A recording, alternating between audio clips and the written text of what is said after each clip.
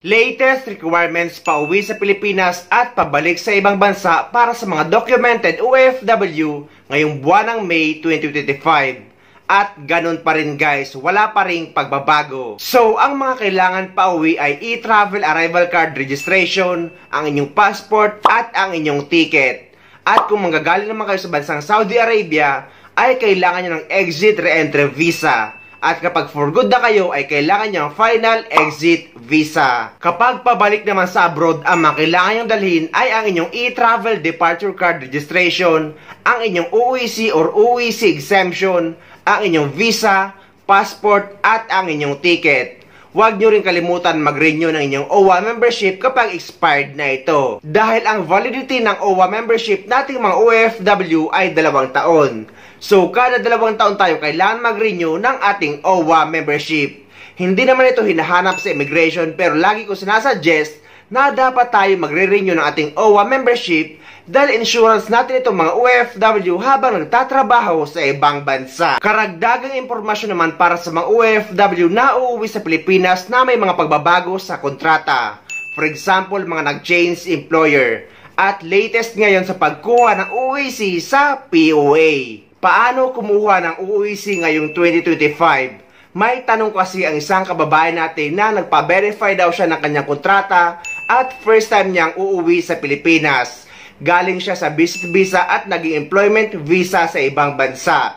Nakakuha na siya ng kanyang OEC sa kanyang POPSBAM account at updated na ito. Ang tanong niya, kailan pa daw ba niya pumunta sa POA office sa Pilipinas? Ang sagot guys, hindi niyo na kailangan pang pumunta sa POA office kahit first time niyong uuwi sa Pilipinas kung nakapag-verify na kayo ng kontrata at nakapag-acquire na kayo ng OEC gamit ang POPSBAM account nyo. Dahil ang bago ngayon, upon verification ng kontrata nyo sa Polo office sa ibang bansa, ay na-update na ang POPSBAM account nyo at nakapag-generate na ng OEC.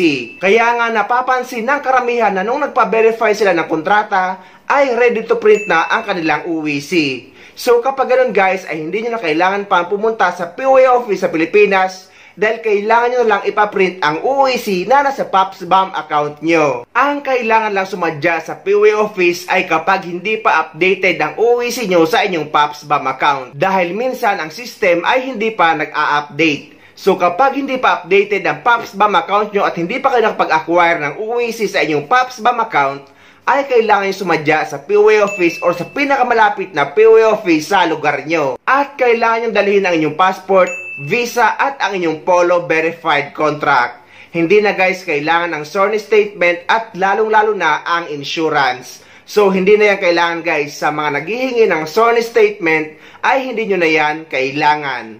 At inuulit din natin guys na kapag isa kayo OFW nagtatrabaho sa abroad na may employment changes, for example, nag-change employer, nag-change job site, nag-change company name kahit pareho pa rin ang owner, mga nag-change position, at yung mga babae na nag-change ng marital status from single to married na napalitan ng apelyido sa visa, passport at kontrata. At yung mga OFW na galing sa visit visa na nag-employment visa sa ibang bansa. Kailangan nyo magpa-verify ng kontrata sa Polo office kung saan bansa kayo nagtatrabaho para makakuha kayo ng updated OEC sa POA sa Pilipinas. Sa mga nakapag-verify naman at maaga nakapag-acquire o nakapag-generate ng OEC at aabutan ng expiration ng kanilang OEC bago pa man sila makabalik sa ibang bansa. Ang gagawin nyo lang guys ay mag-reacquire ng bagong OEC gamit ang POPSBAM account nyo after na ma-expire ang hawak nyong OEC.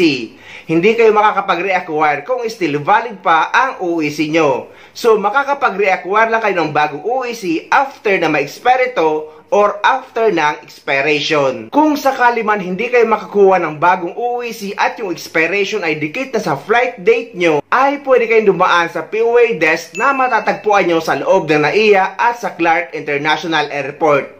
At bukas sila 24/7. Sa mga nagtatanong naman na dati ng mga documented OFW at dati na nakapag-verify ng kontrata at uuwi, babalik muli sa parehong employer at walang any employment changes.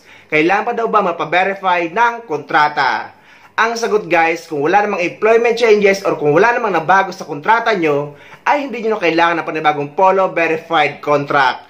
Kailangan nyo lang mag-acquire ng OEC exemption online at dalhin nyo na lang ang inyong latest printed contract at ang lumang Polo verified contract just in case man hanapin ito sa immigration. Saan ba kinukuha ang latest printed contract or ang bagong kontrata? Kinukuha yan guys sa inyong employer. Kung nandito naman kayo sa UAE, ay pwede kayo magpaprint ng kontrata nyo sa any Tahsil office kung ayaw kayong bigyan ng kontrata nyo ng inyong employer. Magandang araw po sa lahat ng ating mga OFWs. Explain ko lang po at clarify ko lang po yung bagong advisory po natin. So napapansin po natin ganito po yung itsura ng ating kontrata. So andyan po yung pangalan ng employer at yung ating pangalan at napapansin po natin 2 years po yung ating kontrata. So pag check po natin sa second page, nakalagay din po dyan yung petsa kung kailan po pinirmahan. So kung for example ito ay March 2022, noong 2024 ay expired na po ito. Pero kung tingnan nyo, na-verified po na po siya dati. So ano pong gagawin?